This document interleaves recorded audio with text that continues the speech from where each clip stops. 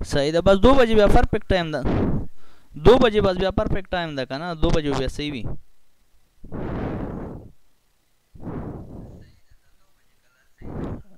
بس هسې نه. وعلیکم السلام جناب څرنګه محمد اسماعیل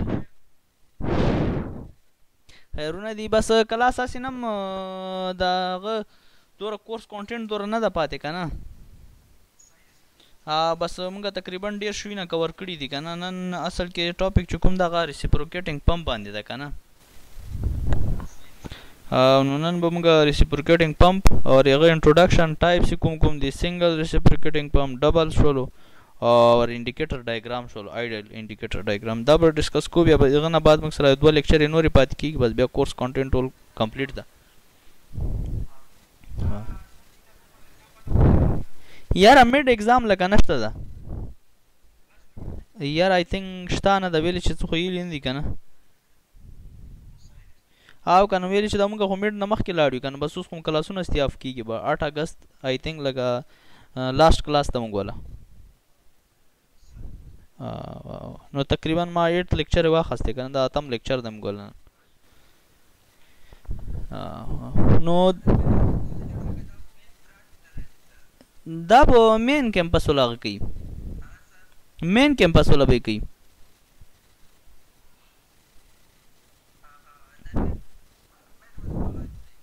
نه میډ لکه آی تھنک نشته ده.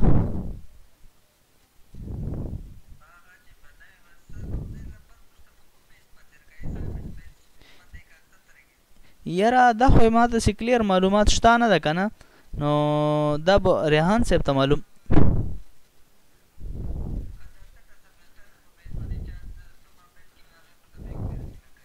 دا به ریحان صاحب ته د کلیر معلومات چې څه حساب وي که نه. جی انشاءالله انشاءالله د خیر وکړي مثلا.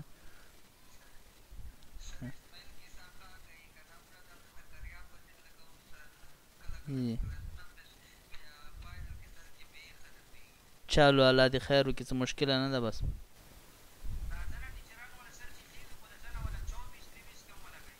څه الله دې خیر وکړي انشاءالله. موږ باندې تېر شوي موږ باید ته صحیح ولګو. کلاس به بیا سټارټ وو. نو د لکان خو ډېر لیټ شو. 10 منټه انتظار مو وکړ.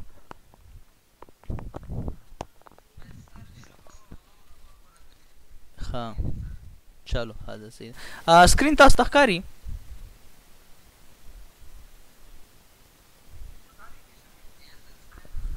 हाँ हाँ अच्छा. नन वाला लेक्चर चुकुम ना मुसरा लेक्चर नंबर 8 है और ये वीक नंबर 8 है हमारे साथ. इसमें जो टॉपिक है वो रेसिप्रोकेटिंग पंप के बारे में.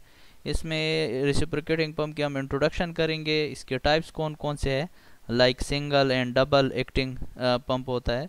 और इंडिकेटर आइडल इंडिकेटर डायग्राम को हम सीखेंगे. और इसके बाद जो acceleration head, maximum suction head and use of air vessels, ये फिर नेक्स्ट क्लास में इंशाल्लाह हम डिस्कस करेंगे. तो आज का जो टॉपिक है वो सिर्फ रेसिप्रोकेटिंग टाइप्स और उसकी इंट्रोडक्शन और इसकी कुछ टर्मिनोलॉजी है. जिस तरह सक्शन स्ट्रोक होता है और डिलीवरी स्ट्रोक होता है वो डिस्कस करेंगे.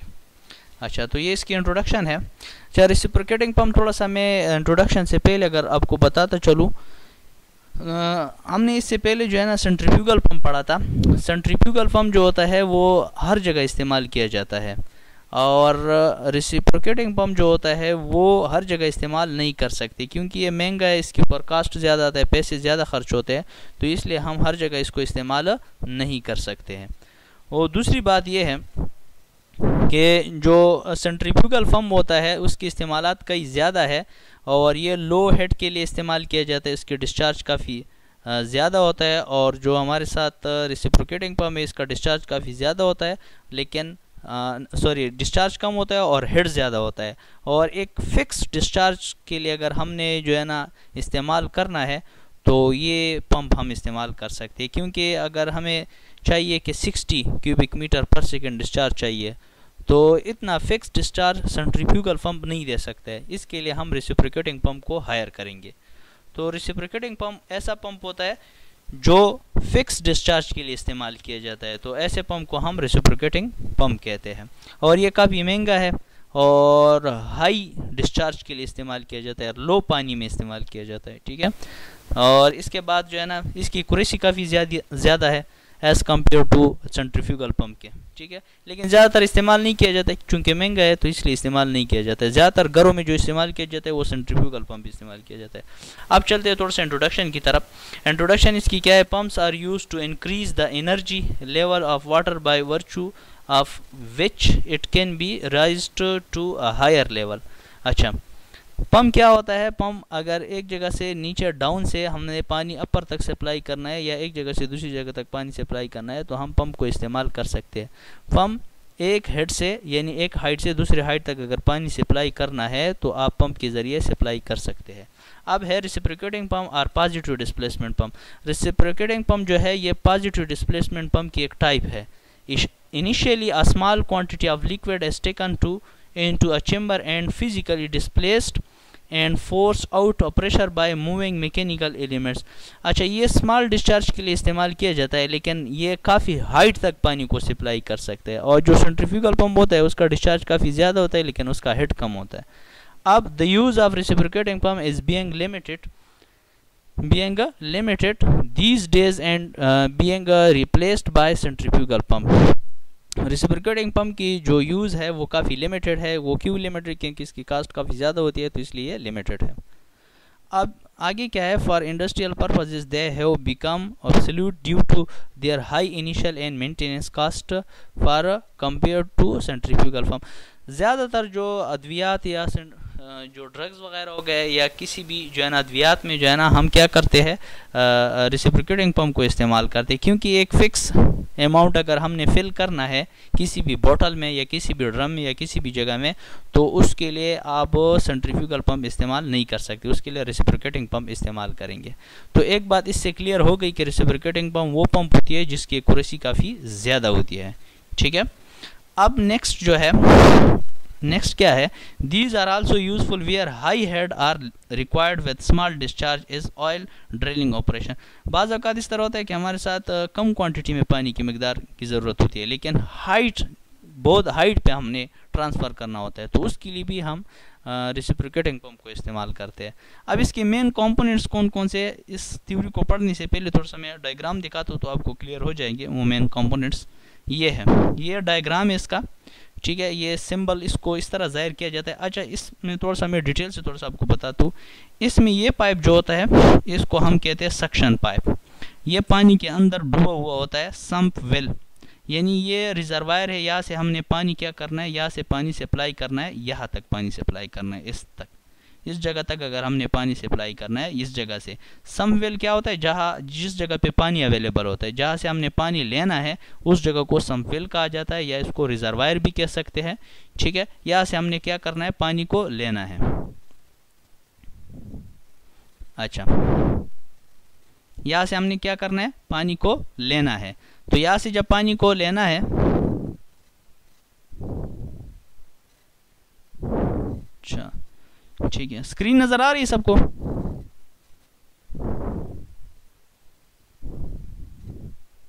हेलो, ठीक है, सही है। अच्छा ठीक है, तो ये सम वेल हो गए आपके साथ। यहाँ से ये रिजर्वायर भी इसको कह सकते हैं, यहाँ से हमने पानी को यहाँ तक सप्लाई करना है तो इसको हम सम वेल कहेंगे। ये हमारे साथ सक्शन पाइप है, इसके अंदर पानी जाएगा, यहाँ तक एक वाल लगा होता है जिसको सक्शन वाल कहा जाता है, क्योंकि ये सक्शन पाइप में लगा होता है तो इसलिए इसको सक्शन वाल कहा जाता है।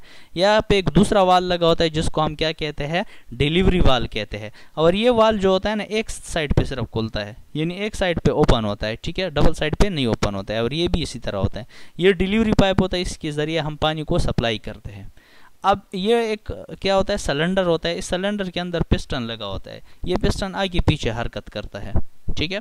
और ये पिस्टन किसके साथ कनेक्ट होता है, पिस्टन रॉड के साथ। ये पिस्टन है ये वाला, ठीक है, ये पिस्टन है और ये पिस्टन रॉड के साथ कनेक्टेड है, आगे पीछे हरकत करेगा, ठीक है। और पिस्टन रॉड फिर किसके साथ कनेक्ट होता है, कनेक्टिंग रॉड के साथ। कनेक्टिंग रॉड के साथ फिर क्रिंक लगा होता है, ठीक है। ये क्रिंक क्या करता है, ये मिसाल के तौर पर ये पिस्टन अगर पीछे आना है तो ये वाला जो क्रिंक होता है ये इस तरह मूवमेंट करता है। इधर दो टर्म लिखे गए हैं, IDC और ODC। ये थोड़ा सा मैं आपको समझाता हूँ, IDC क्या होता है और ODC क्या होता है। IDC का मतलब ये है अच्छा, ये इसको लेते हैं।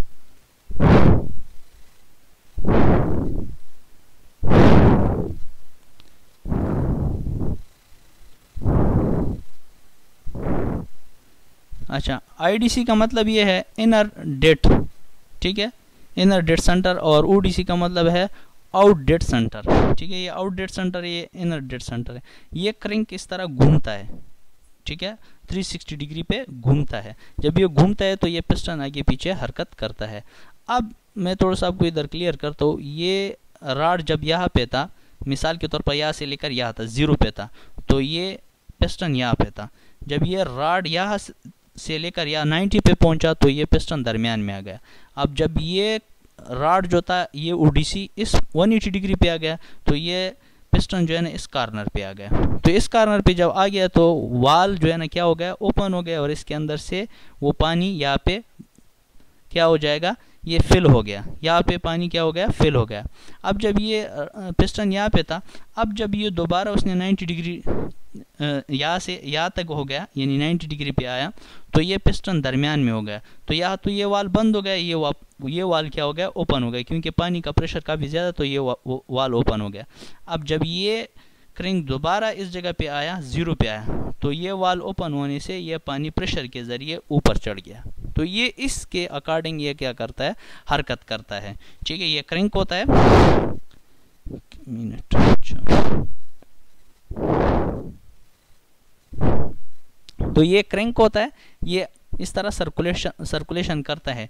किस डिग्री पे, ये 360 डिग्री पे सर्कल जैसा हरकत करता है, ठीक है। और ये सक्शन स्ट्रोक होता है। सक्शन स्ट्रोक कौन सा स्ट्रोक होता है, जब ये पीछे जाता है। और डिलीवरी स्ट्रोक कौन सा होता है, जब ये पिस्टन आगे जाता है, ठीक है। और यहाँ पे ये हमारे साथ इस पिस्टन के सेंटर से लेकर और इस डिलीवरी के टॉप तक ये जो हाइट होती है इसको हम एच डी से ज़ाहिर करते हैं। एच डी का मतलब डिलीवरी हेड। और इस पिस्टन के सेंटर से लेकर इस सम के डाउन तक ये जो हाइट होती है इसको हम एच एस से ज़ाहिर करते हैं। एच एस का मतलब है सक्शन हेड, ठीक है। और टोटल हाइट को हम क्या कहते हैं, टोटल हाइट कहते हैं, यानी एच डी प्लस एस का मतलब है टोटल हाइट। अब ये तो हो गया इसका डायग्राम। अब ये कंपोनेंट्स कौन कौन से, यही कंपोनेंट्स थे जो मैंने आपको समझा दिया, मेन कंपोनेंट्स ये थे। अब working of reciprocating pump, working किस तरह करता है वो भी आपको समझा दिया कि वर्किंग इस तरह करता है कि ये पिस्टन आगे पीछे हरकत करता है। जब ये पीछे जाता है तो पानी से भर जाता है, जब ये आगे जाता है तो डिलीवरी वाल ओपन हो जाता है, और इस एरो जो है, इस एरो के ज़रिए, इस एरो की तरह पानी ऊपर चढ़ जाता है, ठीक है। ये आपके साथ वर्किंग इसका प्रिंसिपल था। अब working of reciprocating pump, during the delivery stroke it is displaced into the delivery pipe, thus the liquid is delivered into the delivery tank intermediately during the delivery stroke only. अच्छा, इसमें ये कह रहा है कि जब ये वाल ओपन हो जाता है डिलीवरी पाइप, तो डिलीवरी पाइप में ये पानी क्या हो जाता है, तेज़ प्रेशर के ज़रिए, क्योंकि ये पिस्टन पीछे आ जाता है, तो पिस्टन पीछे आ जाने से ये वाल तो वैसे भी बंद होता है, तो ये वाल ओपन होने से ये पानी आहिस्ता आहिस्ता क्या हो जाता है, भरना स्टार्ट हो जाता है इस पाइप में, डिलीवरी पाइप में। तो आगे ये क्या हो जाता है, फॉरवर्ड हो जाता है। तो ये इसका क्या है, वर्किंग प्रिंसिपल हो गया। अब ये 3D में भी देख सकते हैं, ठीक है। ये वही आपके साथ सिलेंडर है, सिलेंडर के अंदर पिस्टन लगा हुआ है, और ये कैंप जिसको हम क्रिंक कहते हैं, क्रिंक से बांधा हुआ है। ये इनलेट पाइप है, ये आउटलेट पाइप है, ठीक है। इसके साथ वाल भी लगे हैं, इनलेट वाल और आउटलेट वाल। ये फैमिली डायग्राम है इसकी, फैमिली ट्री है इसकी। पॉजिटिव डिस्प्लेसमेंट, अच्छा हमारे साथ जो रेसिप्रोकेटिंग पंप है ये पॉजिटिव डिस्प्लेसमेंट पंप की एक टाइप है। तो पॉजिटिव डिस्प्लेसमेंट पंप की कितनी टाइप है, लीनियर टाइप, रेसिप्रोकेटिंग टाइप और रोटरी टाइप। अब रेसिप्रोकेटिंग की 2 अकसाम मजीद है, पिस्टन पंप और डायफ्राम पंप। तो हम जो डिस्कस कर रहे हैं ये पिस्टन पंप डिस्कस कर रहे हैं। फिर रेसिप्रोकेटिंग पंप फर्दर डिवाइड किया गया है, a pump which conveys the water from one place to another place with the help of linear motion of piston और प्लंजर। ऐसा पंप जो प्लंजर या पिस्टन के ज़रिए पानी एक जगह से दूसरी जगह तक ट्रांसफ़र करता है, तो ऐसे पंप को हम क्या कहते हैं, रेसिप्रोकेटिंग पंप कहते हैं। According to discharge, according to number of cylinder. According to discharge का मतलब है कि suction acting reciprocating pump discharge in only one direction. Single acting pump है और डबल एक्टिंग पंप है।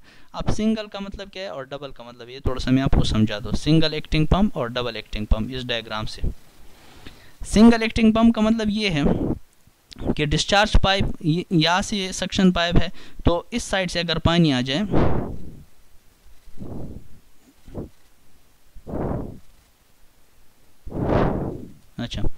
अगर सिर्फ वन डायरेक्शन से पानी आ जाए सक्शन के जरिए, इस सक्शन पाइप के जरिए वन डायरेक्शन से पानी आ जाए और इस पिस्टन के साथ टच हो जाए तो इसको हम कहते हैं सिंगल एक्टिंग पंप। और अगर इसके साथ एक दूसरा इधर सक्शन पाइप लगा दे और साथ में डिलीवरी पाइप लगा दे और इसको कंबाइन कर दे, फिर एक डिलीवरी पाइप से इसको बाहर फेंक दे, तो अगर दोनों साइड से पानी टच कर दे इस पिस्टन को तो इसको कहा जाता है डबल एक्टिंग पंप। ठीक है, ये दो टाइप्स मैंने आपको बता दिए कहा थे। ये सिंगल एक्टिंग रेसिप्रोकेटिंग पंप कौन सा होता है? Discharge in only one stroke.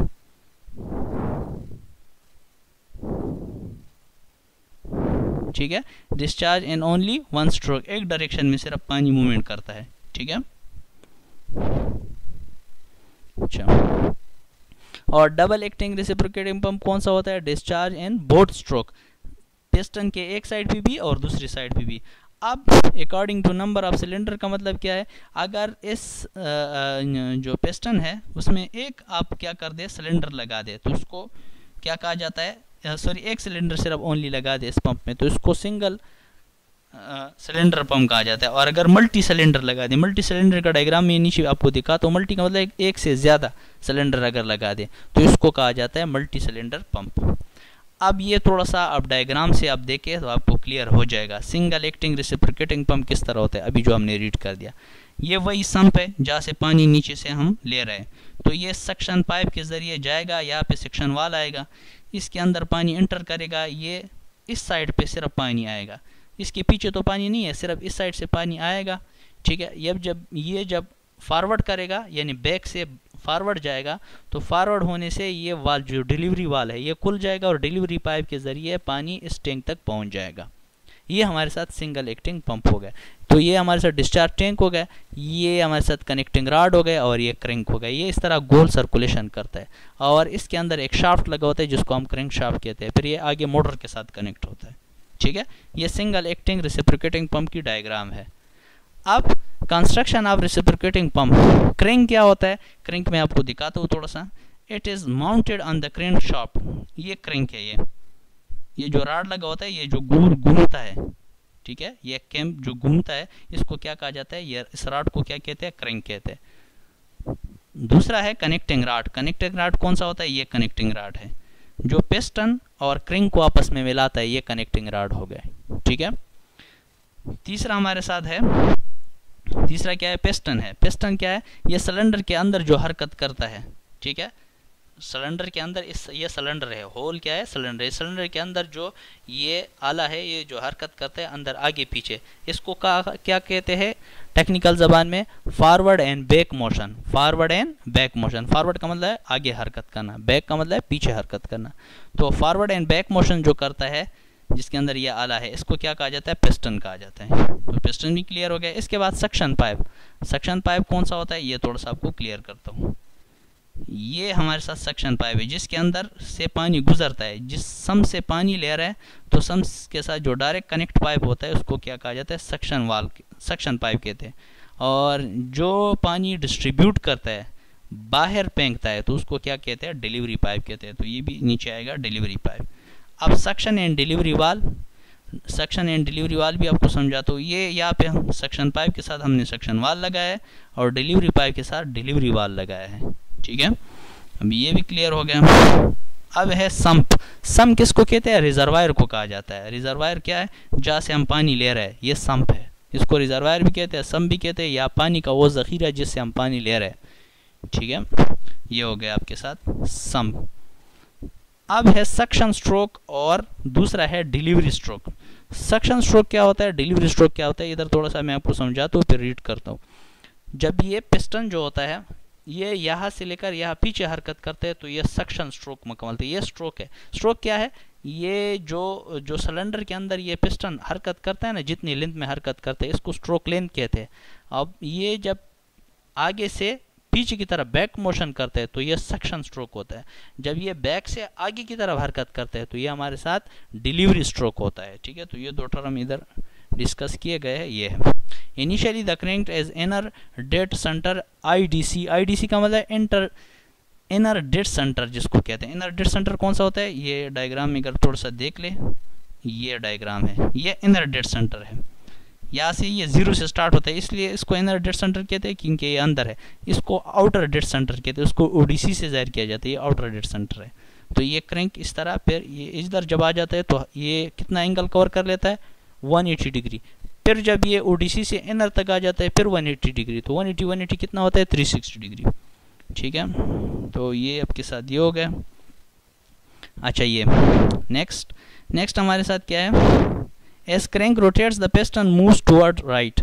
Crank जो होता है जब ये रोटेशन करता है तो पिस्टन क्या करता है, मूव करता है टुवर्ड्स राइट। राइट का मतलब पीछे की तरफ हरकत करता है।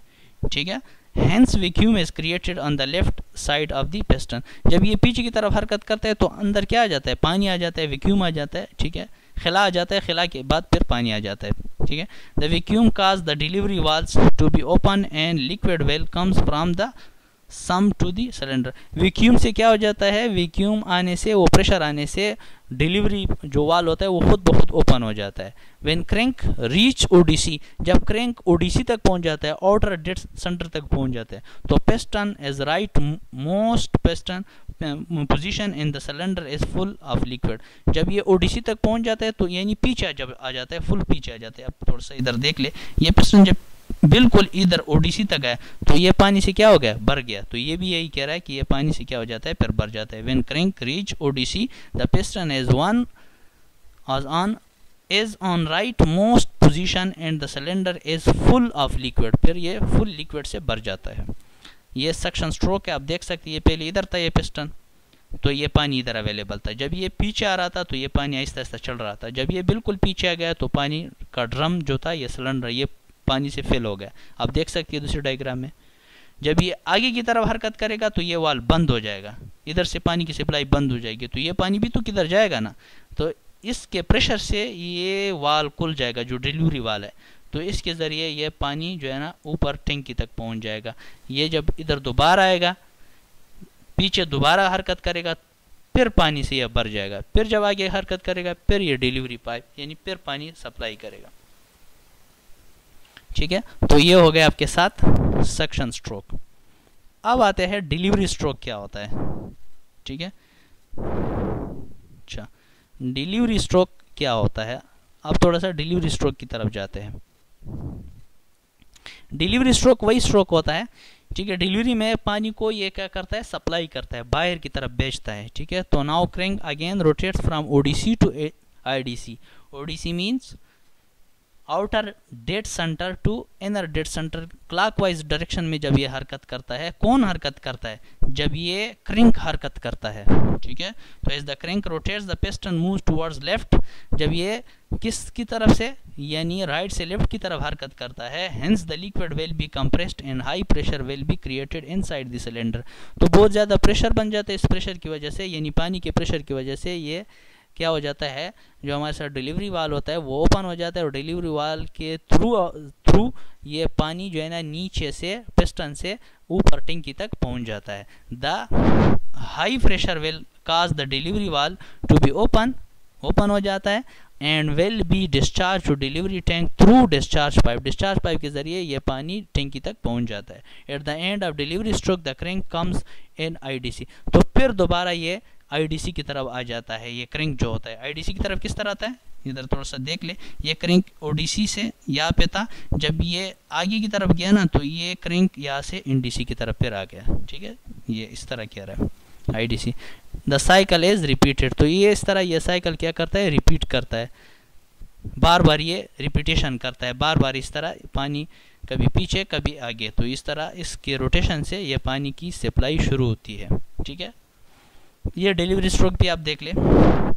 डिलीवरी स्ट्रोक में क्या था, डिलीवरी स्ट्रोक में ये फुल पानी से भरा हुआ था, ये वाल बंद हुआ था। अब जब ये पिस्टन ने आगे की तरफ हरकत कर दी तो ये वाल तो बंद था, ये वाल ओपन हो गया, तो ये पानी जो है ना इस डिलीवरी पाइप के ज़रिए टैंकी तक पहुंच जाएगा, और ये पीछे वाली जगह क्या हो जाएगी, खाली हो जाएगी। जब ये फिर से पीछे की तरफ बैक हरकत करेगा, फिर ये ड्रम या सिलेंडर ये पानी से फिर फुल हो जाएगा। अच्छा, ये हमारे साथ स्ट्रोक लेंथ है। स्ट्रोक लेंथ क्या है, इस सिलेंडर की जो जितनी भी लेंथ है ये स्ट्रोक लेंथ है।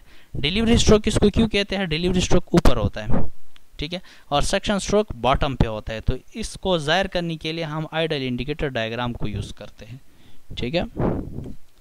क्लासिफिकेशन ऑफ रेसिप्रोकेटिंग पंप है according to use of piston sides, single acting reciprocating pump and double acting reciprocating pump. ये तो मैंने बता दिया कि सिंगल एक्टिंग रेसिप्रोकेटिंग पंप कौन सा होता है, जिसके एक साइड पे सिर्फ पानी टच करता है, तो उसको सिंगल एक्टिंग रेसिप्रोकेटिंग पंप कहा जाता है। अगर पानी दोनों साइड पे हो तो उसको डबल एक्टिंग रेसिप्रोकेटिंग पंप कहा जाता है। Single acting reciprocating pump, if there is only one suction and one delivery pipe, the liquid is filled only the one side of the piston is called a single acting reciprocating pump। जिस तरह मैंने आपको बता दिया कि अगर piston के एक साइड पे पानी अवेलेबल हो तो एक ओनली वन डिलीवरी पाइप होता है और वन आपके साथ सक्शन पाइप होता है। तो वन साइड पे पानी अवेलेबल होगा तो उसको आप सिंगल एक्टिंग रेसिप्रोकेटिंग पंप कहते कहा जाता है। और अगर दो डिलीवरी पाइप हो और दो सक्शन पाइप हो तो दोनों साइड पे पानी क्या करेगा, पिस्टन के पीछे भी पिस्टन के आगे भी हरकत पानी होगा, तो उसको फिर कहा जाता है double acting reciprocating pump. A double acting reciprocating pump has two suction and two delivery pipe. जिस तरह मैंने बता दिया कि दो सक्शन उसके पाइप होते हैं और दो डिलीवरी पाइप उसके होते हैं। Liquid is receiving on both side, दोनों साइड से पानी आता है, on the position of the cylinder and is delivered into the respective delivery pipes, और दोनों साइड से ये पानी को डिलीवर करता है। ये आप देख सकते हैं, देखो ये वही पिस्टन है, जब ये आगे की तरफ गया तो ये डिलीवरी पाइप ओपन हो गया, ये जगह खाली हो गई, ठीक है, इधर पानी भर गया। जब ये पीछे गया तो ये जो पानी था ये ऊपर गया, ठीक है, और यहाँ से ये सिलेंडर फिल हो गया, ठीक है। तो ये इधर जब हरकत करता है तो ये सिलेंडर फिल होता है, और जब इधर हरकत करता है तो ये सिलेंडर फिल होता है। इस डिलीवरी पाइप के जरिए भी पानी ऊपर जाता है और इस डिलीवरी पाइप के जरिए भी पानी ऊपर जाता है, तो दोनों फिर यहाँ पे कंबाइन हो जाते हैं, फिर इससे टंकी तक पहुंच जाता है। ये भी सक्शन पाइप है, ये भी सक्शन पाइप है, तो एक सक्शन पाइप दूसरा सक्शन पाइप, एक डिलीवरी पाइप दूसरा डिलीवरी पाइप, तो इसको कहा जाता है डबल एक्टिंग रेसिप्रोकेटिंग पंप। यानी एक साइड पे भी पानी है, दूसरी साइड पे भी पानी है। इसके बाद है according to number of cylinder की बेस पे जो है ना रेसिप्रोकेटिंग पंप की टाइप्स बयान किए गए हैं। अगर एक सिलेंडर हो तो वन सिलेंडर रेसिप्रोकेटिंग पंप होगा, अगर दो सिलेंडर हो तो दो सिलेंडर रेसिप्रोकेटिंग पंप होगा, और अगर तीन सिलेंडर हो तो तीन सिलेंडर रेसिप्रोकेटिंग पंप होगा। अब थोड़ा सा देखते हैं किस तरह होता है। Reciprocating pumps having more than one cylinder are called multi cylinder reciprocating pump. अगर एक से ज़्यादा सिलेंडर लगे हो एक पंप में तो उसको कहा जाता है मल्टी सिलेंडर रेसिप्रोकेटिंग पंप। अब है सिंगल सिलेंडर रेसिप्रोकेटिंग पंप क्या है और डबल क्या है, ठीक है, और ट्रिपल क्या है। ट्रिपल में तीन सिलेंडर, डबल में दो, सिंगल में एक सिलेंडर। ये आप देख सकते हैं, ये एक पंप में तीन सिलेंडर है, एक सिलेंडर ये है, एक सिलेंडर ये है, एक सिलेंडर ये है, इसके अंदर भी पिस्टन है, इसके अंदर भी पिस्टन है, इसके अंदर भी पिस्टन है, तो ये ट्रिपल सिलेंडर पंप है। अच्छा, अब डिस्चार्ज अगर हमने मालूम करना है कि इस पंप से कितना पानी जो है ना ट्रांसफ़र होता है, कितना डिस्चार्ज इससे होता है, तो वो भी हम फाइंड आउट कर सकते हैं according to this formula. Q theoretical A multiply by L multiply by N divide by 60। A क्या है, cross sectional area of the cylinder है, R क्या है, क्रैंक रेडियस है, और N क्या है, RPM ऑफ द क्रैंक है। RPM का मतलब है रेवोल्यूशन पर मिनट, यानी एक मिनट में एक क्रैंक कितना चक्कर मुकम्मल करता है। L क्या, स्ट्रोक लेंथ है, सिलेंडर की जो लेंथ है। डिस्चार्ज थ्रू पंप पर सेकेंड, ये आपके साथ ये लेंथ हो गई। अब इस फार्मूले से आप डिस्चार्ज फाइंड आउट कर सकते हैं। ये आपके साथ ये भी आप इस्तेमाल कर सकते हैं। ये वाला जो फार्मूला था ना, ये सिंगल के लिए इस्तेमाल किया जाता है, और ये फार्मूला जो है ये डबल एक्टिंग रेसिप्रोकेटिंग पंप के लिए इस्तेमाल किया जाता है। अच्छा, अब इसमें नेक्स्ट जो इम्पोर्टेंट टर्म आता है वो है हमारे साथ स्लिप। स्लिप क्या होता है, स्लिप जो होता है, स्लिप बराबर होता है theoretical discharge minus actual discharge के। अगर हम थ्योरेटिकल डिस्चार्ज को एक्चुअल डिस्चार्ज से माइनस करेंगे ना, उसका जो डिफरेंस आएगा उसको स्लिप कहेंगे। अब स्लिप की वैल्यू हमेशा के लिए, पॉजिटिव स्लिप की बात कर रहा हूँ, स्लिप की वैल्यू हमेशा एक होगी या एक से कम होगी। अब एक क्यों होगी और एक से कम क्यों होगी, अब थोड़ा सा मैं आपको एक्सप्लेन करके बताता हूँ। ये स्लिप होता क्या चीज़ है? Slip of the reciprocating pump is define is the difference between the theoretical and the actual. अब जब हम एक पाइप में डिस्चार्ज मालूम करते हैं, प्रॉपर पाइप लेते हैं, उसका सेक्शन लेते हैं, कागजी तौर पर हम मालूम करते हैं, तो उसको कहते हैं थ्योरेटिकल डिस्चार्ज। एक होता है कि एक पाइप है, उसमें से जितना पानी पास होता है तो एक्चुअल में जो मालूम करते हैं वो हमारे साथ एक्चुअल डिस्चार्ज होता है, और जो कागजी मालूम करते हैं वो थ्योरेटिकल होता है। अब इधर एक बात आ जाती है कि थ्योरेटिकल डिस्चार्ज जो होता है ये क्यों थ्योरेटिकल, ये हमेशा ज़्यादा होगा एक्चुअल से। क्यों, मैं आपको थोड़ा सा एक्सप्लेन करके बताता हूँ। थ्योरेटिकल जो हम कागज़ मालूम करते हैं तो उसमें तो चूंकि पाइप हम नहीं लेते हैं, कागज़ी मालूम करते हैं, तो उसकी कीमत हमेशा के लिए ज़्यादा होगी।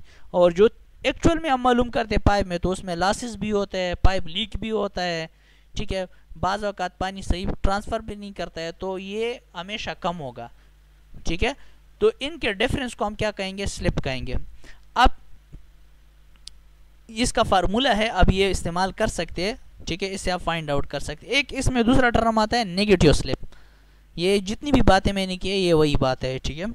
नेगेटिव स्लिप क्या होता है? बाज़ औक़ात अगर आप देख लें, ये एक्चुअल जो स्लिप होता है, स्लिप जो होता है, स्लिप में जो ये एक्चुअल अब हमारे साथ जो ये है डिस्चार्ज है, ये बाज़ औक़ात ज़्यादा हो जाता है, यानी 1 से इसका डिफरेंस ज़्यादा हो जाता है, ठीक है, थ्योरेटिकल से। हम जो कागज़ी तौर पर मालूम करते हैं उससे बाज़ औक़ात एक्चुअल ज़्यादा हो जाता है। मैंने आपको बता दी कि हमेशा के लिए कम होता है, लेकिन बाज़ औक़ात ज़्यादा हो जाता है। वो ज़्यादा क्यों होता है? ज़्यादा इसलिए होता है कि हमारे साथ जो सक्शन पाइप है उसकी लेंथ अगर कम हो, डिलीवरी पाइप की लेंथ ज़्यादा हो, तो उस हालात में हमारे साथ फिर एक्चुअल जो डिस्चार्ज होता है वो थ्योरेटिकल डिस्चार्ज से ज़्यादा हो जाता है। एक बात। दूसरी इसमें ये होता है कि वो जो पाइप की लेंथ कम होती है और डिस्चार्ज ज़्यादा होती है, डिस्चार्ज पाइप की लेंथ ज़्यादा होती है, तो इस वजह से ये जो पंप होता है ये कभी कभार पानी बहुत तेज़ी के साथ सप्लाई करता है। तो जो हमने थ्योरेटिकल फाइंड आउट किया होता है तो वो एक्चुअल, यानी एक्चुअल डिस्चार्ज वो थ्योरेटिकल से बाज़ औक़ात ज़्यादा हो जाता है। किसकी बेस पे? सक्शन पाइप की लेंथ कम होती है, डिलीवरी की ज़्यादा होती है। तो एक ये बात हो गई, और दूसरी बात इसमें ये हो गई कि बाज़ औक़ात वो प्रेशर, वो पंप इतना एक्यूरेट काम करता है कि वो थ्योरेटिकल जो हमने फाइंड आउट किया होता है वो एक्चुअल जो होता है वो थ्योरेटिकल से ज़्यादा हो जाता है, ठीक है। अब थोड़ा सा देखते हैं, इसको रीड करते हैं कि ये क्या कह रहा है। It is not always that the actual discharge is lesser than the theoretical discharge. जिस तरह मैंने आपको बता दिया कि एक्चुअल डिस्चार्ज हमेशा के लिए कम होता है स्लिप में, लेकिन नेगेटिव में क्या होता है? ये उल्टा हो जाता है। In case of reciprocating pump with long suction pipe, अगर हम एक लॉन्ग सक्शन पाइप लगा दे, शॉर्ट डिलीवरी पाइप के साथ कनेक्ट कर दे, तो फिर क्या हो जाएगा? And running and high speed inertia, और तेज स्पीड के साथ पंप घूमे, force in the suction pipe becomes a large as compared to the pressure force to the outside delivery valve. This open the delivery valve have even before the piston has completed its stroke. Thus, some of the water is pushed into the delivery pipe before the delivery stroke is actually commenced. This way, the actual discharge becomes more than the theoretical discharge. तो बाज़ औक़ात suction pipe की length कम होने से और discharge pipe की length ज़्यादा होने से, या पाइप पंप जो होता है वो काफ़ी तेज़ घूमने से वो जो प्रेशर हो जाती है, एक्चुअल जो डिस्चार्ज हो जाती है, एक्चुअल जो डिस्चार्ज हो जाती है वो काफ़ी ज़्यादा हो जाती है थ्योरेटिकल डिस्चार्ज से। तो उसको फिर हम क्या कहते हैं? नेगेटिव स्लिप कहते हैं, यानी उसकी कीमत क्या हो जाती है? माइनस। जिस तरह मैं आपको सिंपल बता दूँ, थ्योरेटिकल की कीमत कितना है? मिसाल के तौर पर थ्योरेटिकल की कीमत हमारे साथ 2 है, एक्चुअल की कितनी है? -3 है। तो -2 -3 से क्या बनता है? तो -2 -3 से अगर -2, थ्योरेटिकल कितना है? 2 है, और एक्चुअल कितना है? -3 है। तो 2 से अगर -3 कर दे तो आपके साथ -1 आ जाएगा। तो जवाब तो नेगेटिव आया। जब नेगेटिव आया तो इसको हम क्या कहते हैं? नेगेटिव स्लिप कहते हैं। तो ये कह रहे हैं दस coefficient of discharge increase from 1 of the slip becomes negative.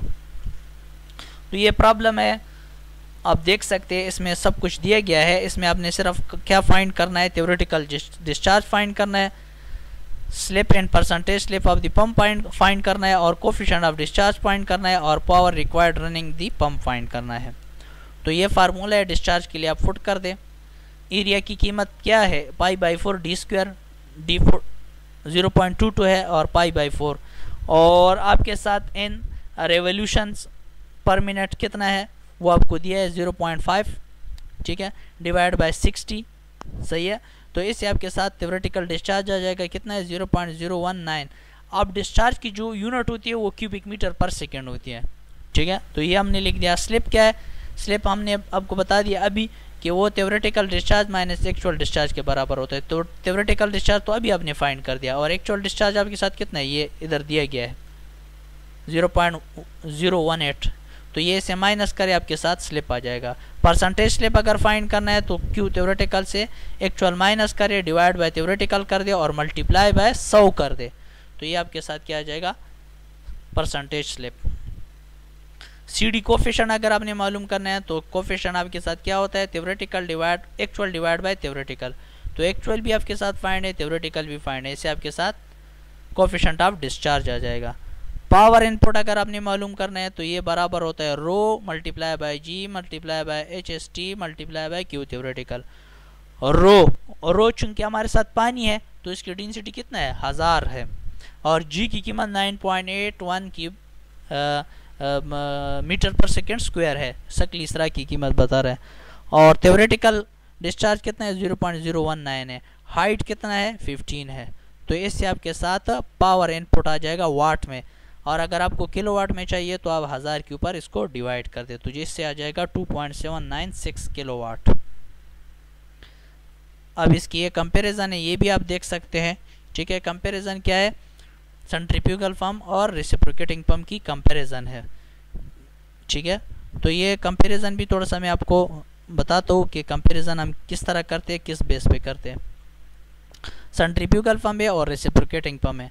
Centrifugal pump जो होता है वो हम नॉर्मली इवन फ्लो के लिए इस्तेमाल करते हैं, और जो रेसिप्रोकेटिंग पंप होता है वो इंटरमीडिएट फ्लो वक्त पे जो फ्लो होती है उसके लिए हम इस्तेमाल करते हैं।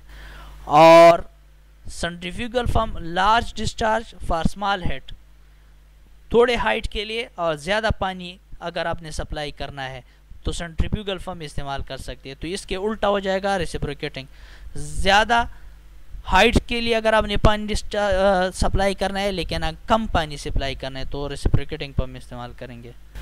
और रेसिप्रोकेटिंग पंप के ज़रिए आप विस्कस मटेरियल, जिस तरह कोई ऐसी मटेरियल हो जिसकी विस्कोसिटी काफ़ी ज़्यादा हो तो वो आप सप्लाई नहीं कर सकते, जिस तरह मडी है, ऑयल्स है, इसकी विस्कोसिटी काफ़ी ज़्यादा होती है तो आप सप्लाई नहीं कर सकते, पर सेंट्रीफ्यूगल पंप के ज़रिए सप्लाई कर सकते हैं। सेंट्रीफ्यूगल पंप की इनिशियल कास्ट जो होती है वो कम होती है और रेसिप्रोकेटिंग की काफ़ी ज़्यादा होती है, ठीक है। और इसके मेंटेनेंस कास्ट भी कम होती है, इसके मेंटेनेंस कास्ट भी काफ़ी ज़्यादा होती है रेसिप्रोकेटिंग की। और साथ में जो है ना लो हेड पम्प्स है वो हाई एफिशिएंसी, ये काफ़ी कम हाइट तक पानी सप्लाई करता है लेकिन इसकी एफिशिएंसी काफ़ी ज़्यादा होती है, और ये काफ़ी ज़्यादा हाइट तक पानी सप्लाई कर सकता है, ठीक है। As low for 40% due to the energy loss, इसमें एनर्जी लॉसेस भी होता है, ठीक है।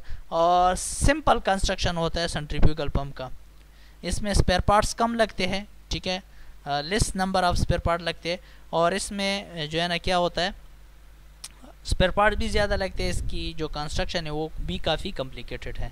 तो ये इसके comparison of centrifugal and reciprocating pump की कंपैरिजन थी। नेक्स्ट जो हमारे साथ है ये इसके एप्लीकेशन है, कहाँ पे हम इस्तेमाल कर सकते हैं, एग्रीकल्चर, केमिकल, डिसैलिनेशन के लिए, हॉरिजॉन्टल ड्रिलिंग के लिए, जनरल इंडस्ट्रीज़ के लिए, माइनिंग के लिए, ऑयल एंड गैस के लिए, पल्प एंड पेपर के लिए, और सीवर क्लीनिंग और स्टील के लिए हम इस्तेमाल कर सकते हैं। सो ये था हमारे साथ लेक्चर। जी भाई, इसका कोई क्वेश्चन है?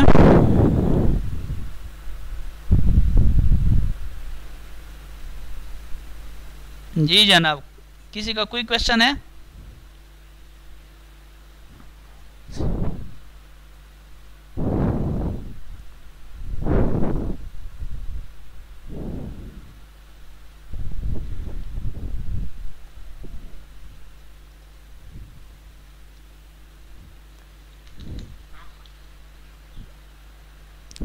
अच्छा, से क्वेश्चन मस्ताद माहिती आहे?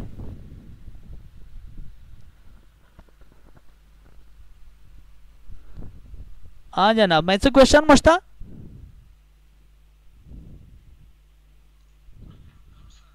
हाँ हाँ जी है।